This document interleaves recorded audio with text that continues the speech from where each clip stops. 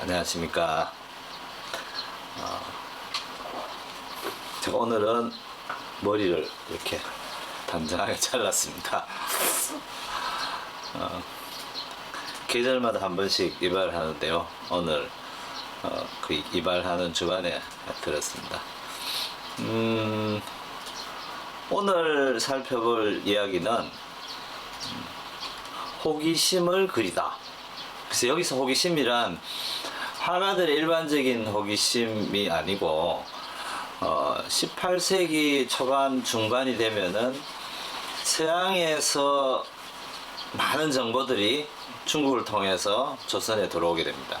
그래서 서양의 문물이 중국을 통해서 조선에 전달되어지는 과정에서 화가들은 그걸 어떻게 받아들였는지, 그게 우리 화단의 그림에서는 어떤 결과로 나타나는지에 대해서 몇몇 그림을 가지고 살펴보도록 하겠습니다.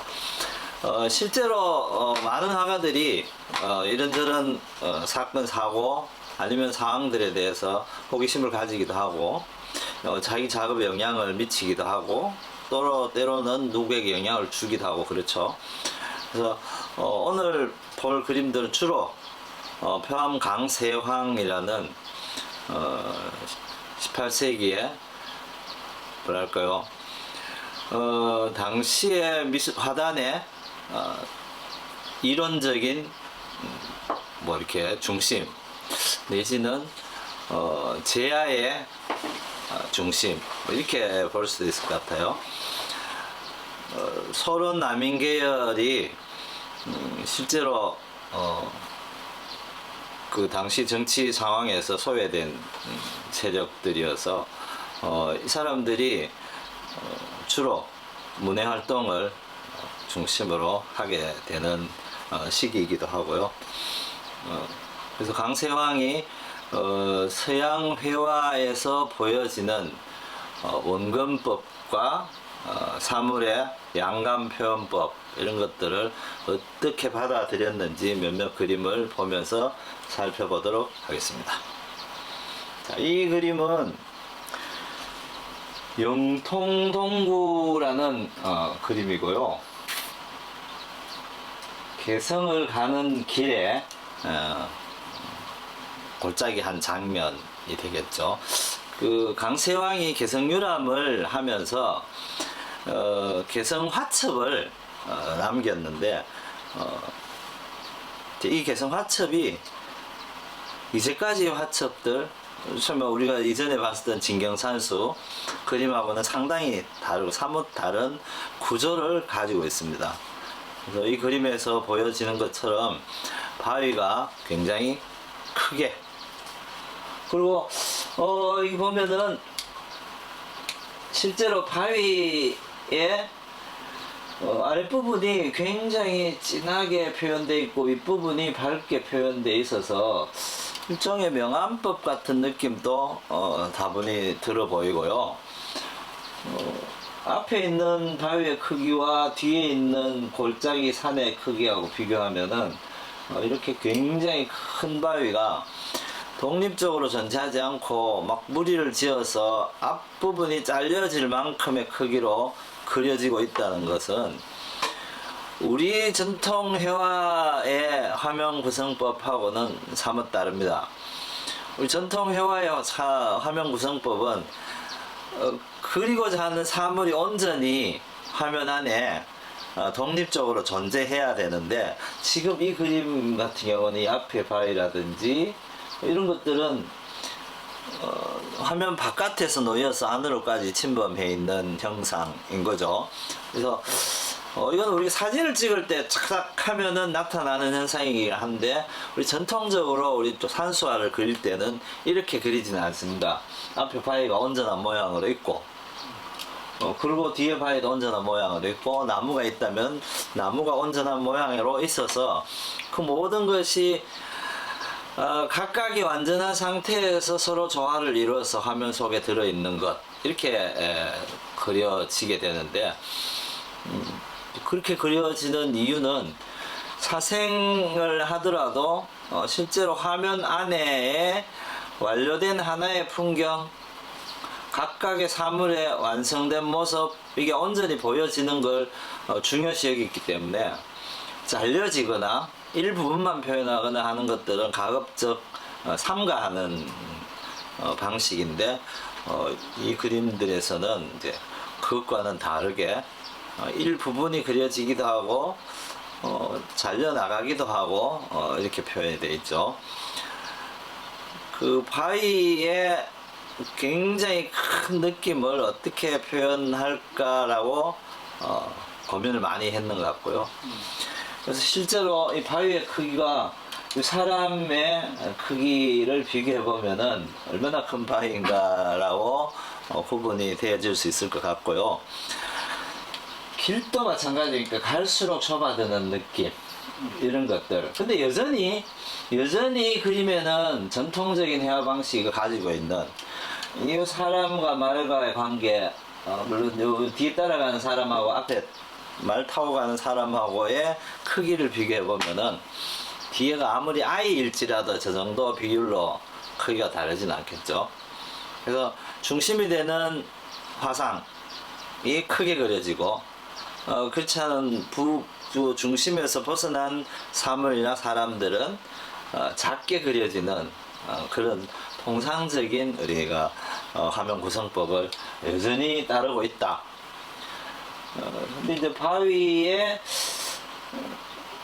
우리가 양감을 표현하는 덩어리감을 더 크게 보이게 하기 위해서 아래쪽을 진하게 표현하고, 위에는 이제 그 설명에 의하면 이끼가 가득 낀 집채만한 바위라고 표현을 해놨는데요. 여기에서 그 서양의 표현 방법을 받아들이는 것과는 좀 별개로 서양 회화의 화면 구성법, 사물을 표현하는 방식이 가지고 있는 원래 그들의 철학을 알고 있지는 못했다. 그러니까 서양 회화에 나타나는 명암이라는 것은 빛과 밝고 어두운 그림자까지가 같이 있어줘야만이 그게 온전히 하나의 구성으로 완료가 될 텐데, 여기는 하나 각각의 사물에는 덩어리가 형성돼 있어 보이지만은 실제로 그림자라든가 반사되어지는 부분이라든가 이런 것들은 없죠. 그래서 이 서양의 화법을 일정하게 수용을 하기는 했지만은 여전히 우리 이 그림 속에는 빛이 존재하는 건 아닙니다. 그죠? 그러니까 서양 회화에서 가장 중요한 것은 빛이었는데, 동양 회화에서 빛은 크게 의미가 있는 게 아니어서 빛이 존재하지 않는 상태에서 서양의 양감의 표현법의 일부를 차용한 것이다, 이렇게 볼 수 있을 것 같습니다. 이 화첩은 이렇게 되어 있는 화첩 속에 들어있던 그림인데요.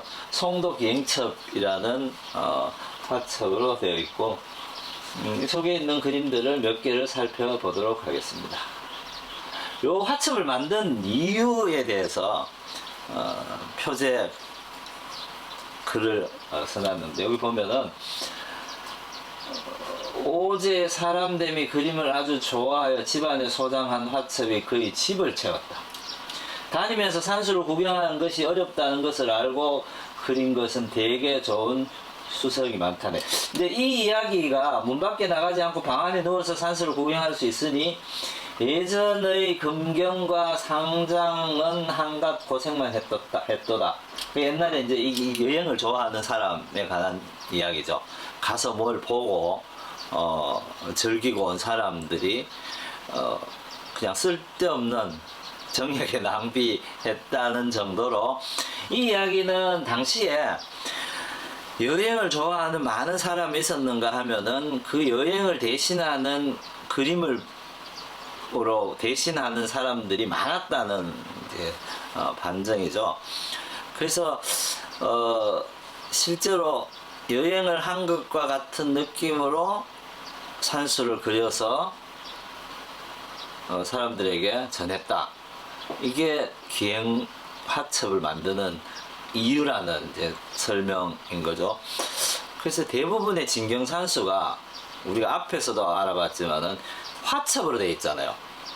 화첩으로 되어 있다는 것은 결국은 목적이 우리 자연을 그대로 그리는 것의 목적에 있기도 하지만은 여행을 하지 못하는 사람이 여행을 한 듯한 감동을 내지는 실제로 여행한 듯한 느낌을 전달하기 위한 그림으로 존재했다. 그래서 한편으로 제가 이야기하던 진경산수는 여행을 위해서 내지는 여행을 못하는 사람의 간접적인 여행을 위해서 만들어진 산수화다. 이렇게 볼 수도 있다. 라고 이제 설명을 하는데 이 글의 내용이 그런 정도의 표현이 아닐까. 화첩을 만드는 이유가 송도를 다녀온 자기가 자세히 송도의 풍경을 그려서 송도에 가보지 못한 사람에게 전해주기 위한 화첩이다.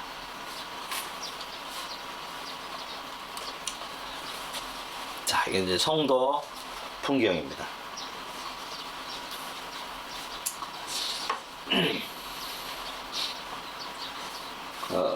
여기 보면은 이제 송도로 들어가는 그 문이 되겠죠. 그리고 성곽 안에 있는 이런 이거는 한양 그림도 보면은 이렇게 큰 길이 있고 양쪽으로 집이 이렇게 늘어선 도시 구조가 골로 향하는 큰 길이 항상 존재하는 것 같고요. 과거에는. 그래서 양쪽에 이렇게 집이 늘어서 있는 모양. 아주 약식화돼서 그렸긴 한데 아마 크게 구분 지어질 만큼의 집이 다르진 않았을 것 같다. 기와집의 모양은 비교적 간단하게 지은 이제 맞배 기와 정도로 지어진 집이 아마 통상적으로 지어진 집이었을 것 같고 이렇게 큰 루처럼 이런 모양을 가진 집들은 여기 안에서는 지금 그려지지 않았는데 아마 그렇게 많지는 않았을 거다 이렇게 보여집니다. 그래서 이 그림으로 보면은 송도는 굉장히 번화한 도시인 거죠.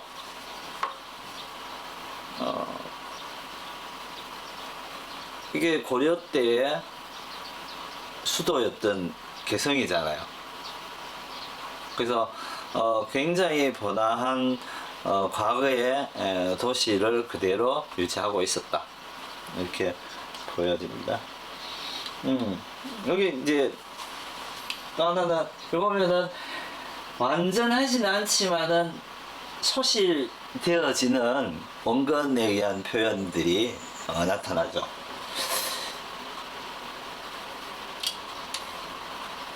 또 하나는 이런 집들 보면은 약간 뭐랄까요, 물론 이제 수평 라인은 항상 횡으로 나란하게 그려진다는 원칙은 여전히 그림 속에 존재하는 것 같아요.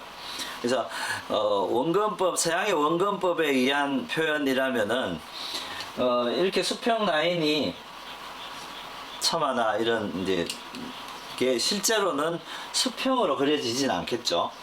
약간의 각도가 주어져서 사선으로 그려져야 정상이고 이 위치에서 본다면은 왼쪽보다는 오른쪽이 위로 더 올라가져야 투시상 맞아 들어가는데 투시도법이라는 표현 방식을 완전히 이해했다라고 보기에는 무리가 있고 관찰에 의해서 가까이 있는 것은 크게 그려지고 멀리 있는 것은 작게 그려진다는 정도의 이해는 이 그림 속에 일관되게 나타나 있다 이렇게 보여집니다.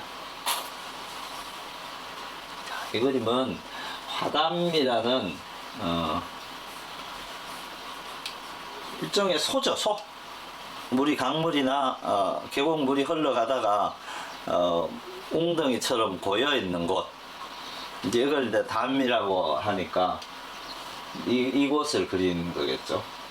보통 이런 이제 담이 있는 쪽은 뭐 이렇게 경치도 좋고, 경치 좋은 데는 항상 이런 누가 있죠, 누가.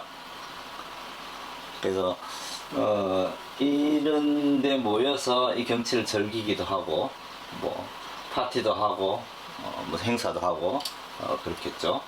여기도 마찬가지 약간의 차이가 생겼죠. 근데 이게 이제 이렇게 되는 가장 큰 이유는 우리가 그 원근법, 서양에서 원근법이 1점 투시라는 하나의 렌즈로 보듯이 하나의 점을 고정해서 사물을 집중해서 보는, 하여튼 이제 그런 방법을 서양에서는 고안해낸 건데, 사실 투시는 발견이 아니고 일종의 발명에 가까운 거죠. 원래 뭐가 있었던 게 아니고 그렇게 만들어낸 표현 방식이기 때문에. 근데 거기까지는 아니지만은 이런 경우에 모서리에서 보고 그릴 때 이 부분을 어떻게 그리면은 입체감이 있게 그려질 것인가에 대한 고민은 굉장히 많이 한 것 같아요. 보통 이게 이전에 이런 생각이 없을 때 집이라면은 그냥 이렇게 가로선이 나란하게 있고 그냥 평행사변형으로 이렇게 모양이 갖춰지겠죠.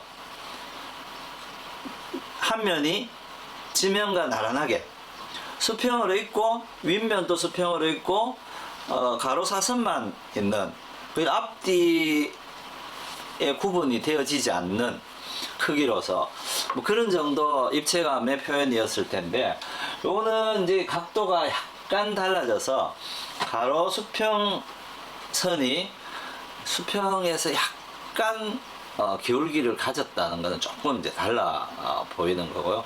그래서 이게 원리를 찾아내기 위한 방법에서 그랬는지, 아니면은 사물을 관찰해서 예컨대 이제 뒤에 바위 같은 경우에도 보면은 이제 이런 앞쪽이 둔각으로 보이고 옆쪽이 예각으로 보이는 요런 정도의 표현은 관찰에 의해서 가능했다라고 보여지면은 건물을 그릴 때도 약간은 그런 적용은 되어졌지 않을까, 이렇게 보여집니다. 자, 백석담도 마찬가지죠. 주변에 바위들이 근데 이 바위들의 모양을 보면은 온전히 면처럼 보여지게 표현을 했는데, 예전에 그려졌던 이전의 표현 방식은 바위는 대부분 준으로 그려졌죠. 준으로. 준이라는 게 뭐냐면은 붓이 지나간 흔적, 요즘 말로 하면은 터치, 그리고 붓 자국이죠. 붓 자국. 붓 자국이라는 것은 붓은 선을 그을 수도 있지만은 세로로 세워서 붓을 세워서 중봉으로 그으면은 선이 되고, 붓을 눕혀서 측면을 가지고 아래로 붙여서 내려 그으면은 면이 되죠. 그래서 이 면이 되는 것을 우리가 주로 부벽준이라고 했는데, 부벽준은 나무를 도끼로 잘랐을 때에 잘려진 나무의 표면 느낌. 근데 이게 이제 도끼로 나무를 토막을 착 자르면은 깨끗하게 안 잘려지잖아요. 약간 나무 결이 남아있는 거칠은 면으로 잘려지는데, 그런 면을 붓을 옆으로 눕혀서 지면에다 대고 훑듯이 밑으로 내리면은 도끼로 나무 자른 듯한 느낌의 면이 하나 생기는데, 이걸 이제 부벽준이라 했고, 작게 얇게 표현되면 소부벽준, 큰 붓으로 하면 대부벽준 이렇게 표현을 했었는데, 자, 이런 바위의 옆면 같은 거, 표면 잘려진 데가 나무가 잘려진 느낌이랑 바위가 잘려진 느낌이랑 크게 다르지 않아서 보통은, 자, 이 부분들은 대부분 부벽준으로 표현을 했는데, 이 그림에서는 그게 없어요. 이 준이라는 게 사라져 버린 거예요. 근데 서양의 그림이 풍경하든 정물하든 보면은, 자, 1700년대, 그 18세기의 서양의 회화라는 거는 면이라는 게 존재하지 않았죠. 대부분은 그냥 곱게 이렇게 밝은 데서 어두운 데까지 그라데이션이 잘 표현돼서 아주 자연스럽게 표면이 넘어가게끔 명도가 이제 그렇게 표현이 됐었는데, 서양에서의 면으로 나타나는 그림은 후기 인상파에 와서 나타나거든요. 면이 그 전에, 인상파 이전에 낭만주의 회화까지만 하더라도 붓터치가 실제로 그림 속에 그 자체가 하나로 표현 방식으로 나타나지 않아요. 그러니까 이 시대에 강세왕이 봤던 서양의 그림이라는 거는 터치가 남아있는 그림이 아니죠. 준이 없잖아요. 그러니까 동양의 가치로 보면은 붓 자국이 없는 그림이야.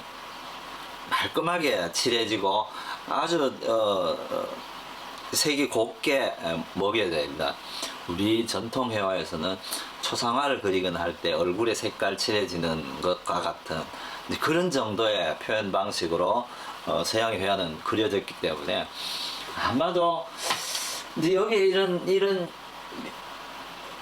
밝고 어두운데 변화하는 것, 이런 게 먹으로 자연스럽게 이렇게 줘서 변화를 준 게, 그런 이제 그 서양에서 그라데이션 표현과 흡사하게 그려져 있고. 수치와 비슷하네요. 그렇지. 네. 그러니까 오히려 이게 이제 준으로서 넓게 이렇게 면으로 칠해져야 되는 게 우리 회화의 표현 방식인데, 오히려 그거를 하지 않고 그냥 선만으로 표현해놨는 덩어리로 표현해놨다는 게 차이가 있죠, 이전 그림과는. 그래서 어쨌든 이런 표현 방식들이 우리 회화사에는 강세왕의 이 그림이 처음으로 등장한다는 게 사실은 대단히 의미가 있는 거고, 이 사람은 굉장히 뭔가 새로운 것에 대한 도전 내지는 욕구, 이런 게 충만했던 사람이 아닐까. 우리가 지난번 진경산수를 할 때 피금정도라는 그림을 본 적 있잖아요. 강세왕의 피금정도가 하나는 사생한 그대로 그렸고, 하나는 사생한 풍경에다가 전통적인 우리 그 동양의 회화 방식에 의한 산세를 이어서 실제 하지 않은 산을, 웅장한 산세를 이어붙여서 그린 큰 그림이 있었는데, 물론 이제 그 그림은 강세왕이 말년에 그려진 그림이어서 여전히 이런 과정을 거쳐서 다양한 실험 과정을 거쳐서 강세왕이 마지막에 도달한 것은 이 서양의 작화 방식과 조선의 진경산수를 그리는 사생 방식과 전통적으로 동양에서 그려지던 산수화의 그리는 방식을 한 그림 안에 모두 다 표현하는 것으로서 나타냈었죠. 그래서 그런 걸 보면은 사람이 뭔가에 대해서 새롭게 실험하고 접근해보고자 하는 욕구는 굉장히 컸었다, 이렇게 생각할 수 있을 것 같아요.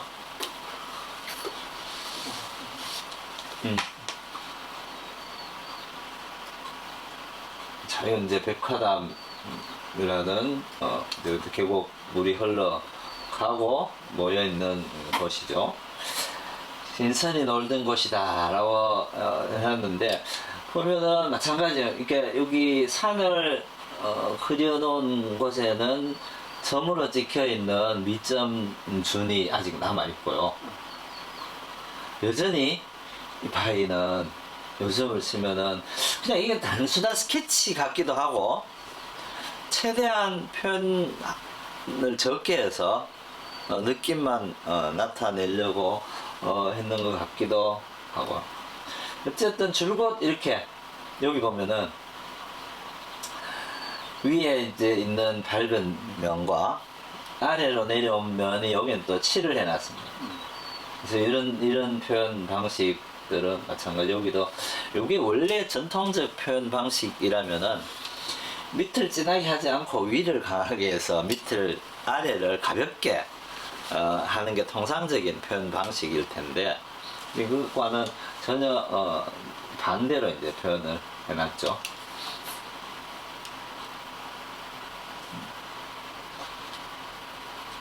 자, 여기는 이런 게 우리가 이제 원래 우리 퇴화에서 동양 전통에서 나타나는 이게 부벽준입니다. 이게. 그렇죠? 자, 이렇게 내려 끊는 거는 경제가 바위를 그릴 때 인왕제색도나 청풍계 같은 큰 너럭바위를 그릴 때 표현하던 방식인데, 그래서 이 화첩 속의 그림은 막 다양하게 지금 막 섞여 있는 것 같아요. 그죠?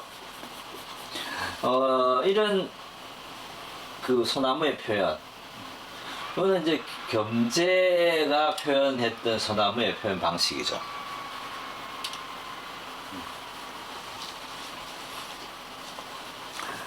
전통 그 중국 회화 화첩에는 우리나라의 소나무처럼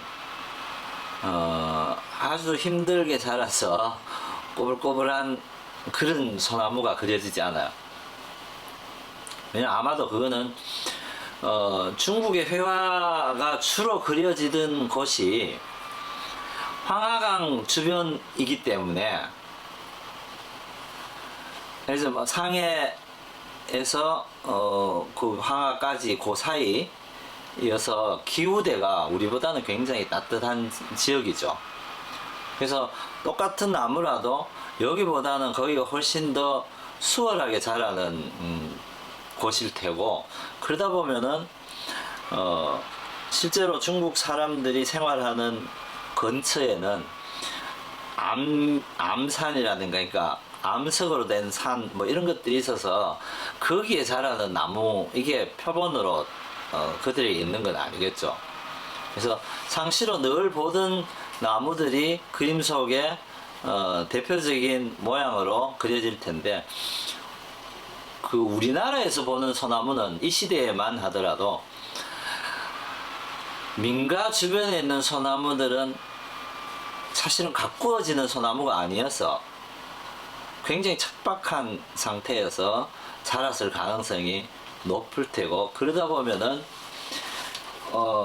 나무의 모양이 키도 낮고 이렇게 구부러진 모양도 꽤 많을 테고, 통상 지금 우리가 좋아하는 소나무의 모양, 그래서 울진이나 태백산에 있는 금강송 같은 쫙 오던 소나무가 우리가 통상 보는 소나무가 아니고, 꾸불꾸불하게 있는 소나무가 우리가 늘 보는 소나무인 거죠.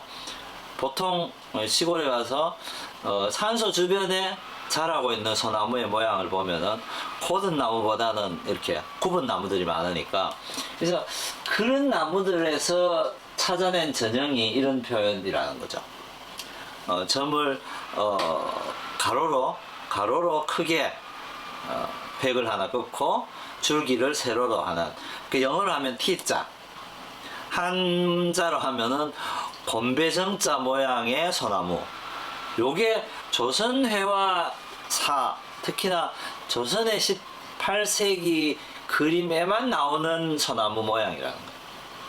그래서 이제 이렇게 표현되어지는 거는 당시에 경제정선에 의해서 표현되어지기 시작한 이런 소나무가 상당히 유행을 했다라고 볼 수도 있는 거죠. 이렇게 표현하는 이 소나무는 사실 19세기까지도 계속 이어져서 표현이 되기도 합니다. 이 그림에는 덩어리감 이런 이제 음영처럼 보여지는 것에다가 원래 쓰던 준법과 같은 것도 같이 있기도 하고 당시에 뭐 좀 유행하던 방식의 표현도 같이 들어있는 그림으로 보여지고요. 이게 좀 특이하게 막 좀 거칠게 그렸더니 우리 사람인 것 같죠? 네. 그래서 이 사람은 뭐 크게 의미 있게 보여지지는 않아요. 보면 진경산수에 들어가 있는 사람들은 대부분 화가 자신들이거든요. 그러니까 주로 그 경치를 구경할 수 있는 경로를 따라서 가장 멋있게 잘 보이는 자리에 사람이 가 있어요. 근데 이제 여기에는 참 그런 거하고는 상관없는 것 같아요. 그래서 이제 그냥 사람이 살고 있는 것 정도, 거기가 길이다라는 표현 정도로만 되어진 것 같고요.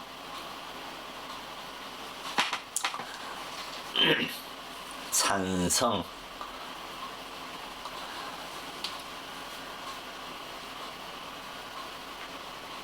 여기는 운해인 것 같죠?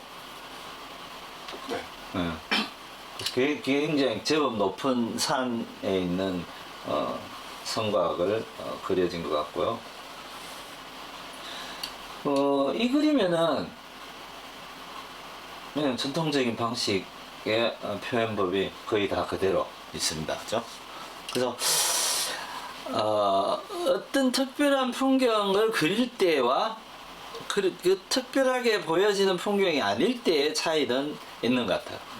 그림 속에. 그래서 하나의 양식으로 표암 강세왕에게 원근법이나 양간법은 하나의 양식으로 자신에게 나타났다라고 보기보다는 특별한 사물이나 특별한 조건에서 실험적으로 그려본 것이 아닐까. 이거는 제가 지난 강의에서도 잠깐 언급을 했었는데요. 세잔느의 다시점 정물화가 동양의 회화의 다시점 회화를 보고 잠깐 한번 그려 실험해 본 것과 마찬가지의 현상이 이 표암 강세왕의 그림에도 이렇게 나타난 게 아닐까, 그렇게 보여집니다. 이게 하나의 자기 표현 양식으로 나타났다면은 당연히 강세왕의 그림에는 줄곧 하나의 흐름으로 이게 자기 양식으로 존재해야 되는데 그렇지는 않고 특별한 이 송도 기행첩에만 이런 게 나타난다는 거는, 그래서 세잔느의 정물화가 어느 날 갑자기 다시점 정물화가 나타났다가 그 뒤에 사라지고 없는 거하고 비슷한 게 아닌가, 이렇게 보여지는 거죠. 이건 참 재밌죠? 대흥사라는 이제 절집을 그린 그림인데, 자, 이게 이제 표현의 한계에 부딪혔거나, 그러니까 이게 이제 뭔가 잘 안 되어지는 어떤 게 아닐까. 지금 이거 보면은 여기는 위에서 이렇게 내려다본 구조여서 뭐 통상 이렇게 보여질 수 있을 것 같아요, 그죠? 근데 실제로는 여기 이만큼 보여질 것 같으면 뒤에 이렇게 보여지겠죠. 원래는 이 반대편에도 뭐 기회가 있을 텐데, 지붕이 뭐 한쪽 면만 이렇게 있는 지붕은 아닐 텐데, 여기도 마찬가지. 그래서 위에서 이렇게 내려다보고 하면은 여기는 안 보이더라도 이쪽은 D가 보여지겠죠. 근데 이제 그렇지 않게 그려졌다는 게 각각의 시점이 다 달라. 그죠? 요거는 위에서 하늘에서 밑에 북암으로 밑에서 위에서 내려다본 그림이에요. 세 개는. 요거는 바닥은 여기서 시점은 뭐야 뭐 이 정도여야 되는데 눈높이가 추전은 밑에서 올려다본 것이고 또 밑에 기단은 위에서 아래로 본 거여서 자, 요 모양으로만 보자면은 여기도 사실은 지붕 위가 보여야 되잖아요. 근데 지붕 위가 보이기에는 뭐가 문제였을까요? 여기에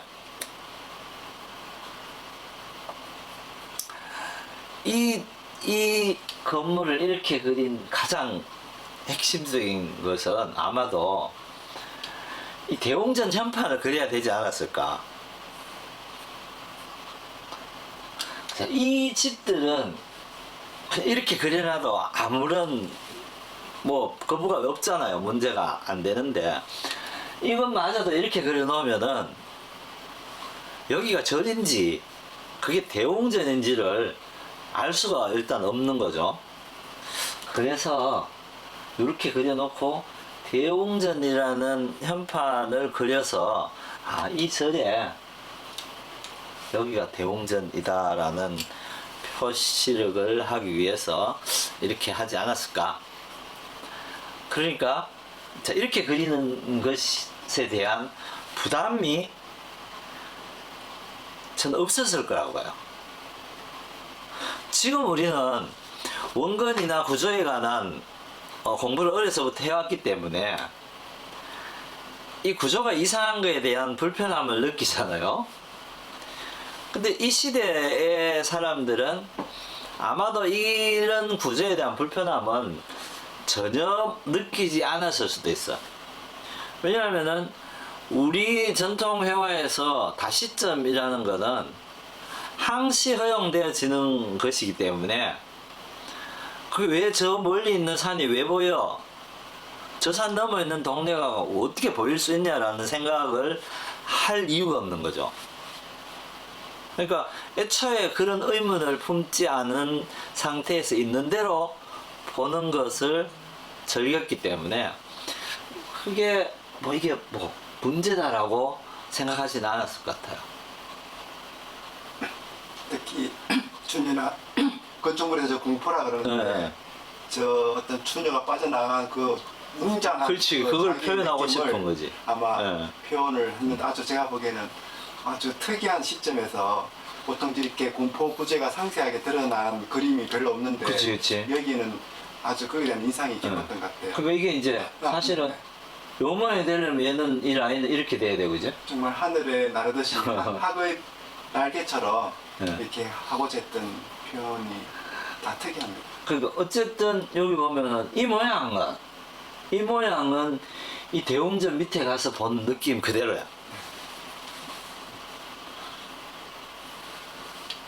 근데 여기 뭐 절집인데 위에서 봐서 뭐 이상하긴 하지만 어쨌든 그 대웅전이 가진 하여튼 수량 이거는 잘 표현이 돼 있다라고 보여집니다.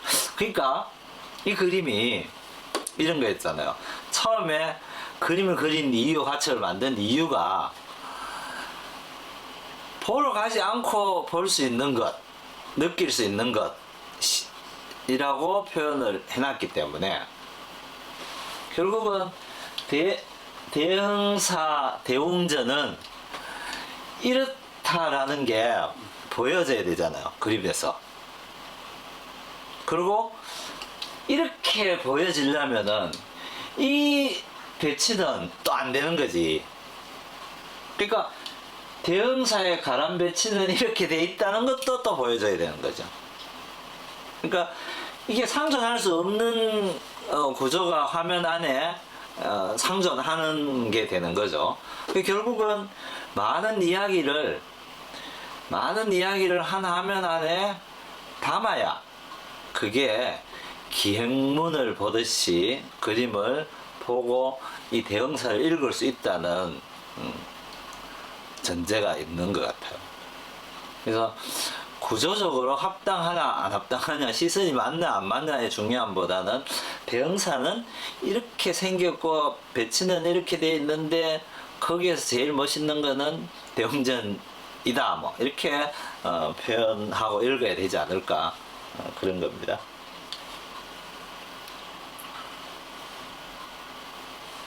자, 여기는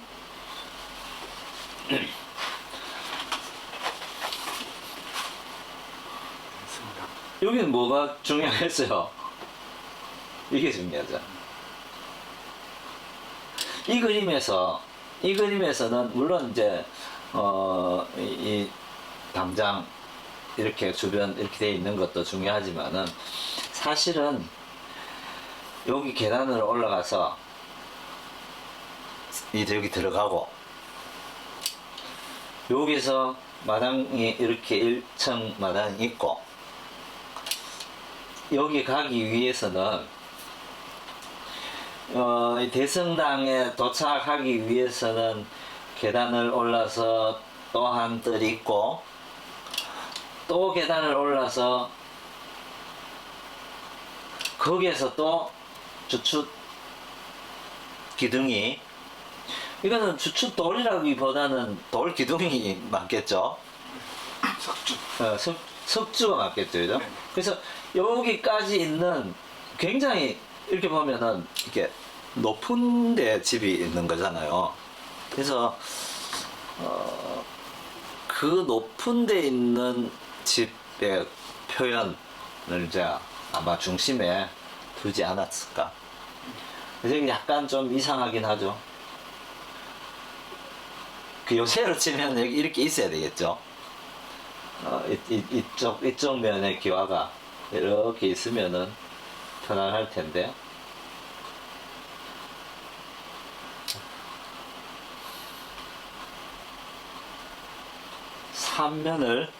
지붕이 3면을 그리는 거에는 익숙하지 않았던 것 같아요.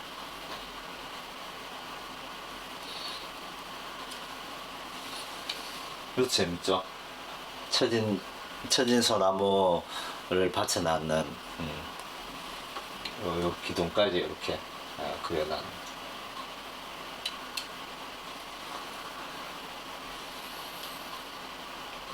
오늘 앞에 봤었던 영통동구고요.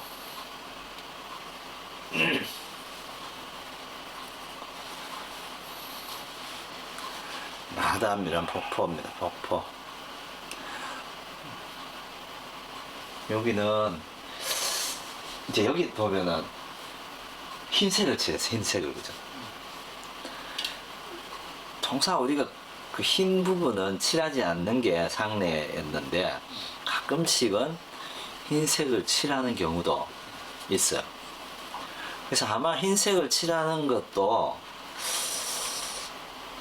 이제 서양에서는 모든 걸 다 칠하잖아. 비어두는 면이 없게 하잖아. 그래서 그런 것에 대한 영향도 있었을 거다 보여지고,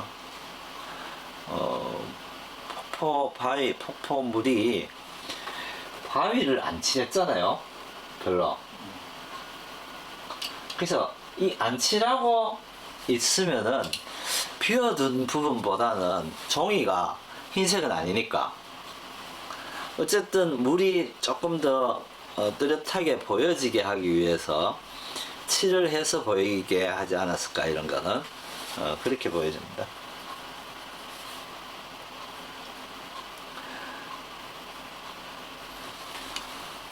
자, 이런 바위 표현들은 앞서 나왔던 그런 표현들 그대로 배워졌고요.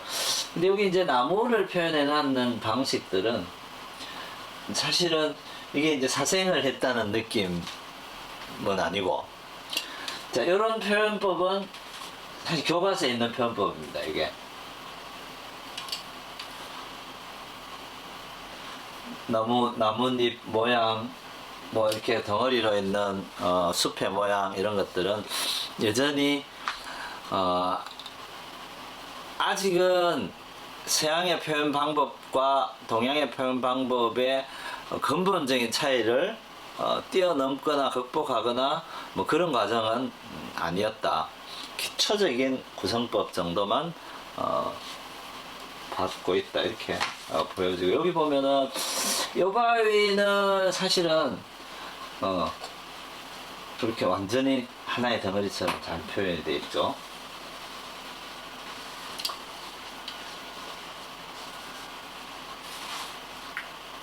여기는 이제 주로 가서 발 담그고 노는 데인가 봐요, 그죠?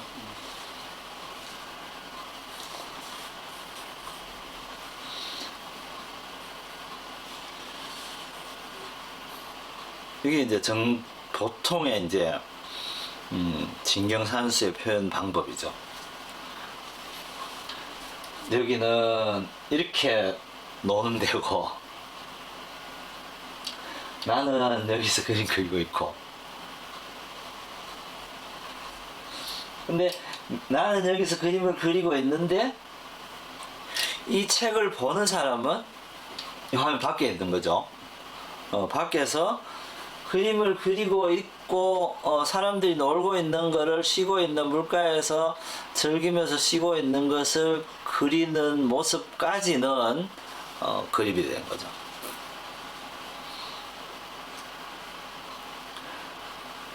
그래서 이제 이 그림 속에 있는 풍경에 누구랑 같이 갔을 수도 있고, 아니면 뭐 따로 와서 놀고 있는 사람이 있을 수도 있고, 어쨌든 나는 여기 앉아서 이 풍경을 그리고 있다.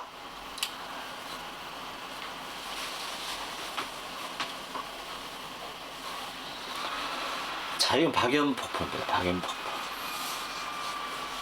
우리가 사진에서 이전에 봤었던 박연폭포랑 실제 사진의 느낌이랑은 이게 훨씬 더 가깝죠.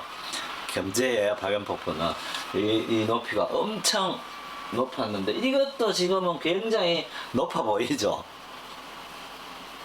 그래서 실제로는 이게 아마도 물이 이렇게 내려오지는 않았을 텐데, 그러니까 폭포의 느낌을 훨씬 좀 더 강하게 주고 있다. 그래서 이제 이 폭포는 우리가 그냥 그림이나 사진으로만 보면, 있는 대로 옮겨진 크기로만 보면은 그 속에 있는 웅장함 이런 것들이 뭔가 대비되어지지 않으면 느껴지기 힘들잖아요. 뭐 아름답고 수려하게 보일 수는 있지만은 거기서 나오는 물 떨어지는 소리라든지 이런 것들은 사실은 다소 과장되어져야 그게 보는 이에게 전달이 되어질 텐데, 이런 게 진짜 완전 우리가 물을 한 바가지 한 양동이를 그냥 내려붙듯이 부어져야만 나오는 모양인 거죠. 실제로 우리나라 폭포가 사시사철 물이 이렇게 내려오는 폭포는 거의 없죠.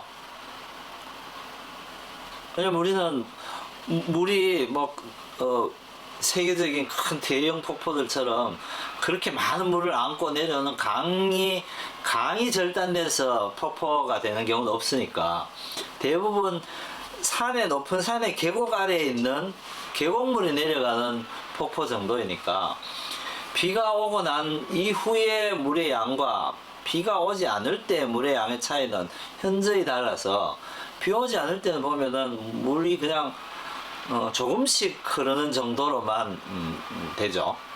아주 막 물이 엄청나게 쏟아지는 경험은 그렇게 많지 않은데, 그래서 그림이라는 것의 주요 하면은 사실은 엄청나게 쏟아진다는 느낌을 그림 속에 표현을 해야 된다. 그래서 이제 이런 면에서는 겸재는 이걸 이렇게 느려서 폭포를 아주 높게 그려서 그 느낌을 나게 했고, 표한번 이 줄기를 주변에 비해서 훨씬 더 강직하게 그냥 한 덩어리로 데려 꽂히듯이 표현해놔서 그 느낌을 전달하고 하고자 했다. 이렇게 보여집니다. 자, 나골봉 태안창에서 나골봉을 바라보니, 자, 여기 이제 이 멋있는 풍경이고, 여기가 이제 태안창이라는 창고겠죠.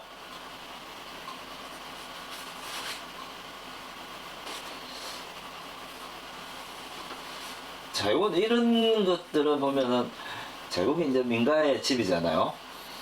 보통의 민가의 집이랑 이 창고의 크기의 차이가 어마무시하죠.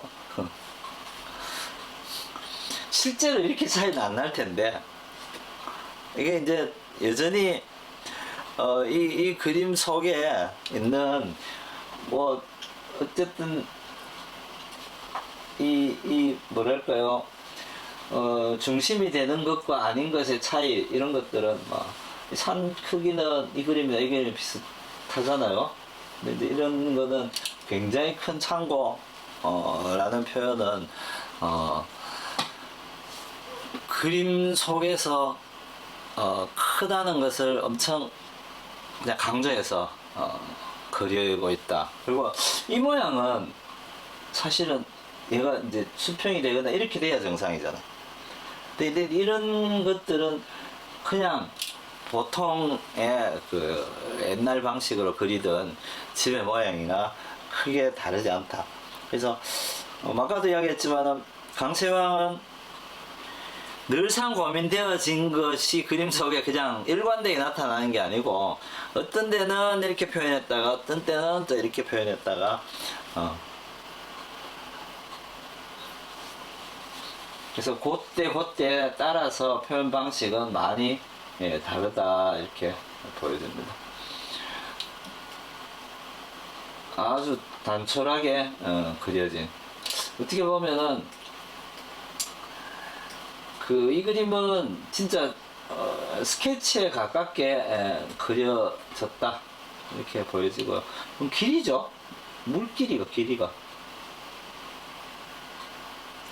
길이죠. 네. 암벽. 암벽 밑에 만들어진 길. 실제로 여기 가면은 무섭겠다, 그죠? 전 저런 데 못 다녀요. 고소공포증이 있어서 저런 데 가면은 장도 같은 데 이런 데는 걷기가 무서워서 못 다니죠.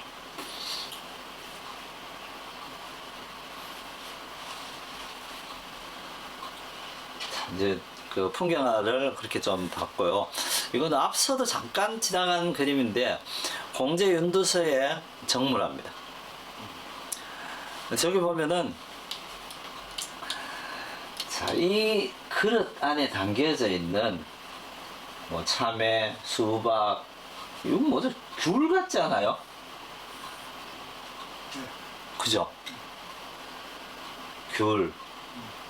이거는 뭐 가지거나 그렇겠죠. 저렇게 담겨져 있는 것. 이렇게 담겨져 있고 어떤 사물이 뒤에 가려져 있는 모양의 그림은 우리 그림 속에서는 잘 안 나타나는 형식이에요. 그래서 서양 정물화에서 주로 나타나는 형식인데 이런 형식으로 그려졌다. 이거는 공제연두서는 지난 그 공제 그 이야기 때도 잠깐 했지만은 당시에 한양에서 외국에서 들어온 그림, 청나라에서 중국에서 오거나 서양에서 온 그림들이 가장 많이 소장하고 있는 집이 이 집이었다라고 하니까 아마도 서양 정물화나 이런 것들이 집에 있을 가능성이 높다고 봐야 되겠죠. 서양 그림까지도. 그래서 거기에 대해서 관심을 많이 가지고 있었으니까. 그래서 이제 그 그림들이 이렇게 그리는 것에 상당히 영향을 주었을 것이다 라고 보여지고요. 여기도 마찬가지 석류매지도 석류랑 묘와 가지를 그렸다는 거겠죠. 그래서 이 과일인지 뭔지 이거 석류는 아니잖아요. 그래서 약간 의문스러운 과일이긴 한데 요즘 좀 열대 과일인가? 저게 만약 열대 과일이라면은 한라봉 비슷한 모양. 한라봉은 새로 만든. 없었잖아요 그때는. 그래서 저게 뭘까? 하여튼 궁금합니다. 궁금한데 뭐 알 수는 없죠. 어쨌든 여기도 보면은 이렇게 색깔 명암의 변화가 약간 있죠. 이렇게 덩어리 굴곡의 색깔의 차이가 있게 표현했다는 게 명암에 의한 표현은 아니지만 어쨌든 굴곡에 따른 밝기의 차이가 그림 속에서 나타나 있다. 그래서 그거는 사실은 우리 회화에서 나타나는 형식은 아니거든요. 우리 회화에서 그러면 어떻게 나타났느냐? 제가 이번에 얼마 전에 서울 이제 국립박물관에 갔다가 고려시대 벽화를 모사해놓은 걸 전시를 하고 있어서 그게 이거하고 비슷해요. 그래서 이거 이런 거죠.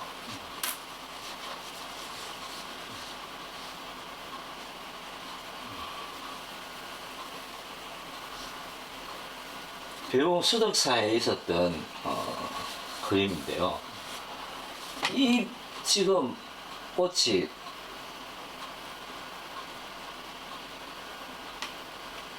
담겨져 있는 그릇이 앞에 봤던 그릇하고 비슷하죠.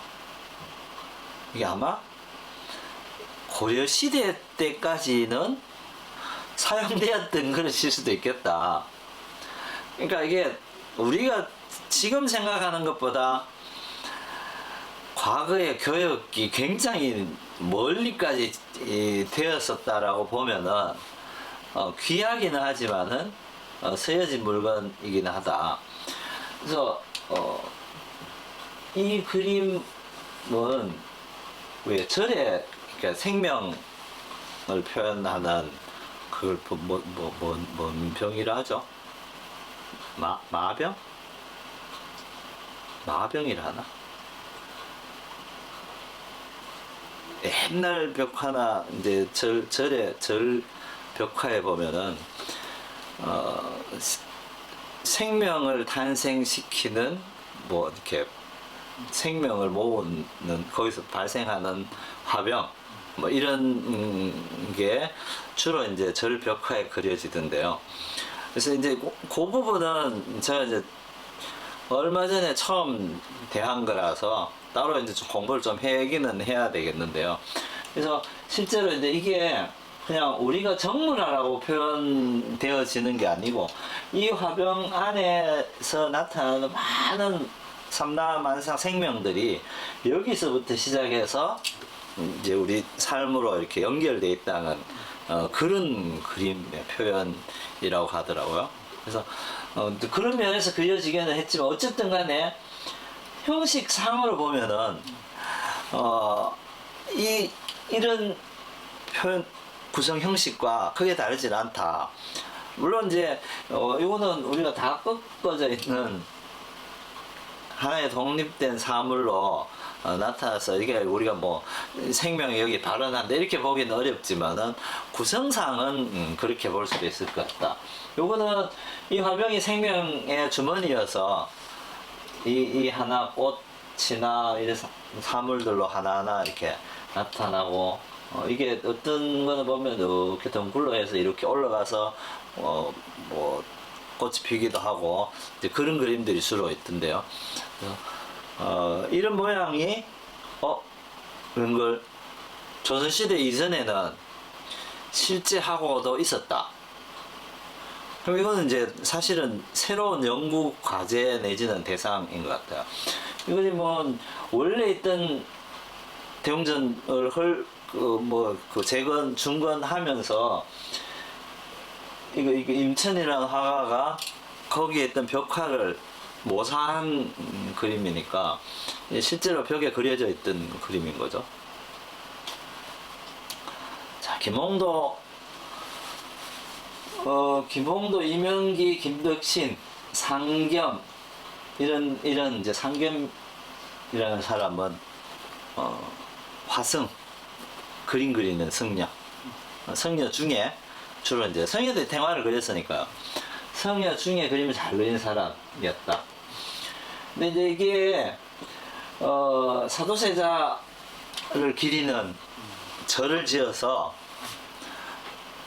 정조가 그 절에 김홍도를 위시하여 이면 김덕신 그러니까 화원 화가들이 가서 이거 태화를 그려라라고 아마 명을 내렸던 것 같고 이 사람들이 가서 그림을 그렸는데 여기 보면은 원래 우리 전통 회화에 나타나는 선묘에 의해서 표현하고 색채만 얹어지고 명암이나 덩어리 이런 게 잘 표현이 안 됐는데 이 그림에는 덩어리 표현이 아주 강력하게 되어 있어요. 그래서 한편으로 도화소 화원들이 궁에서 일할 때 그려볼 수 없는 양식의 그림이어서 이전에 있었던 탱화와는 또 다르게 굉장히 실험적으로 그릴 수 있는 기회다라고 판단했을 것 같아요. 그래서 이 그림이 이런 아주 실험적인 모양으로 그림이 그려져 있다.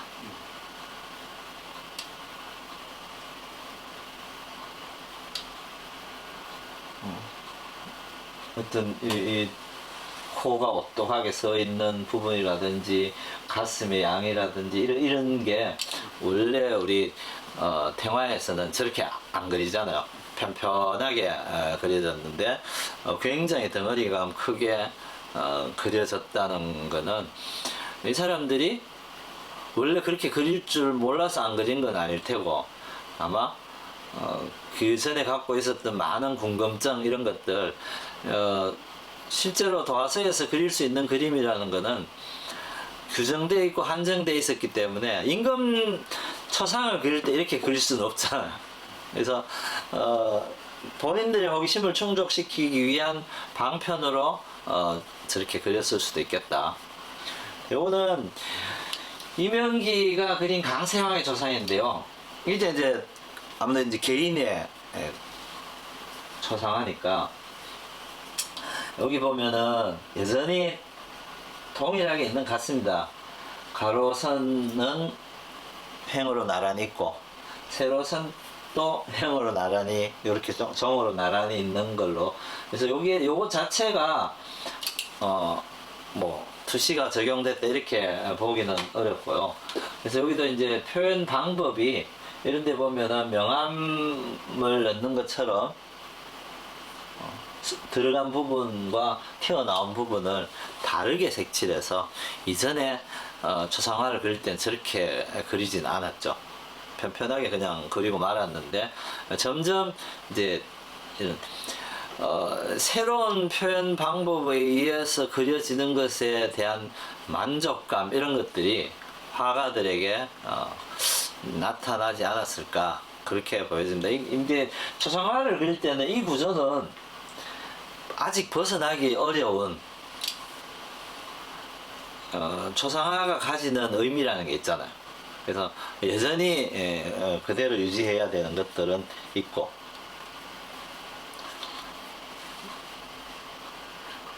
자, 책가도 보통의 책가도는 부감시로 그렸죠.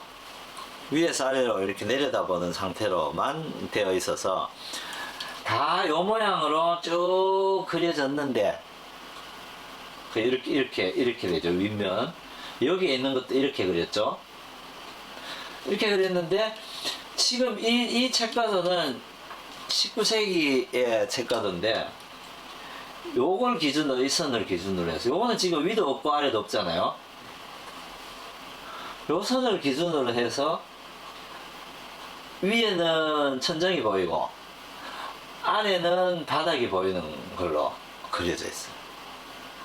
그러니까 이거는 약간 어떻게 보면은 투시가 적용됐다라고 볼 수도 있는데 전체로 보면은 사실 여기가 가운데니까 이렇게 대각선을 그어야 맞겠죠. 1점 투시가 되려면은.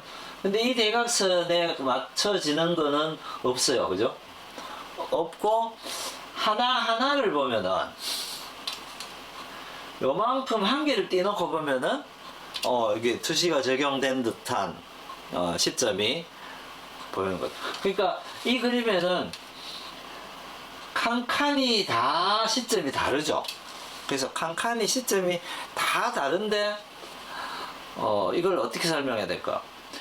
그래서 서양에서 투시도라는 것은 내가 그리고자 하는 주제를 훨씬 더 집중되게 웅장하게 보이게 하기 위해서 발명한 표현 방법이거든요.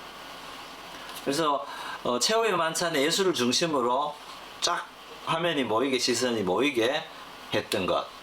고딕 양식의 거대한 건물이 정말 더 거대하게 보이게끔 원근감을 극대화시켜서 표현한 것이 서양 투시도법에 생겨난 이유인데, 이거는 이제 그렇진 않죠. 각각이 다 다른 거니까 관찰해보니 이렇게 보여졌더라는 것은 수용이 되는데, 이게 왜 만들어졌는지에 대한 고민 내지는 이게 습득은 없는 거죠. 그래서 표현되어진 결과를 우리가 수련하고 받아들여서 표현하긴 하는데, 그 표현법의 내면에 깔린 철학이라든지 생겨난 원인, 이유, 이런 것들은 우리에게 아직 전해지지 않았다. 그거는 20세기가 들어왔어야 우리가 비로소 배울 수 있었던 거고요. 이거는 이제 남계우라는 화가의 나비 그림입니다.